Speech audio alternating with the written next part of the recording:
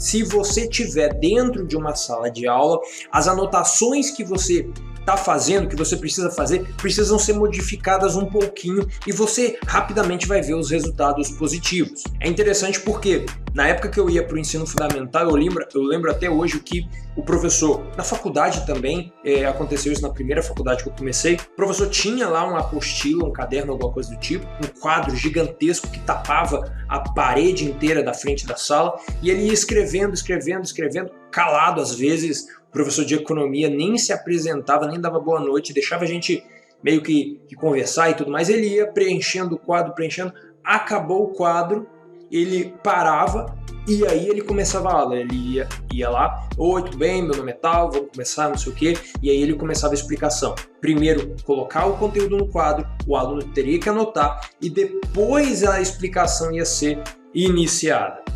Isso era na minha época e hoje provavelmente é a mesma coisa no ensino formal.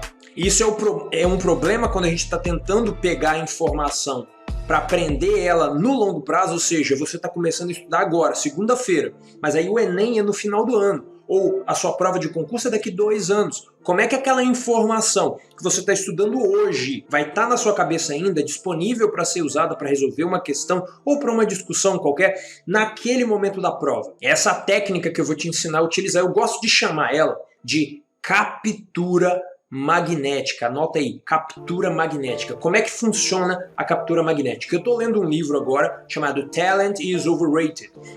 Talento não é lá grande coisa, entendeu? É por causa que existia essa ideia sobre o indivíduo só consegue bons resultados como Tiger Woods, o Kobe Bryant e vários outros esportistas, inclusive pessoas da ciência como quem ganha o prêmio Nobel e tudo mais, por causa de uma inclinação inata para determinadas áreas do conhecimento e das habilidades. E aí nesse livro ele meio que vai entrando dentro desses grandes exemplos da nossa história e dizendo não é bem assim a história. O que acontece é que desde muito cedo, por exemplo, o Tiger Woods, o pai dele já era um coach de esportista e ele treinava o Tiger Woods criancinha para fazer as tacadas. O pai do Mozart era a mesma coisa e por aí vai. A ideia aqui, por que eu estou falando sobre o Talent is Overrated? É porque a captura magnética, ela tem essa palavra, não é só para ficar bonitinho a palavra. Captura magnética. Digamos que eu sou seu professor. Eu estou te falando informações, ok?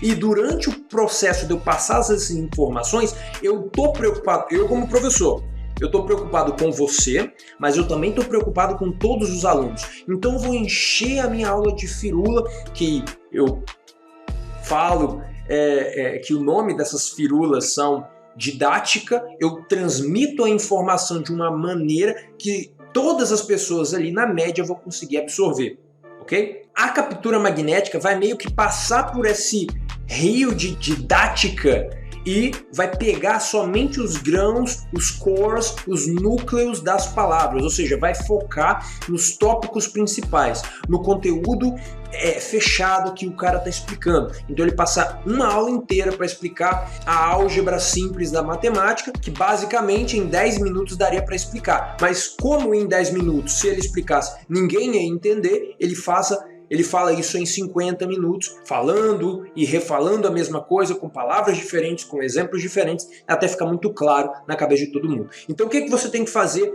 uma vez que aquela informação ficou clara na sua cabeça? Você precisa fazer uma captura magnética. Deixa eu te mostrar. Isso daqui é um mapa mental, que é um modelo de captura magnética, ok? E nesse mapa mental eu tenho aqui vários ramos. Aqui está a ideia central e eu puxo da ideia central vários ramos. Cada ramo ele tem uma ideia central.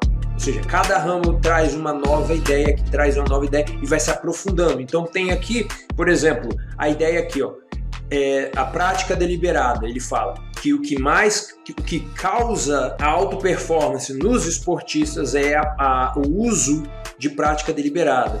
E uma das características da prática deliberada é que ela não é divertida. Então, nem sempre quando você está praticando, você está fazendo a prática deliberada, porque às vezes você está em busca de outras coisas dentro da sua prática.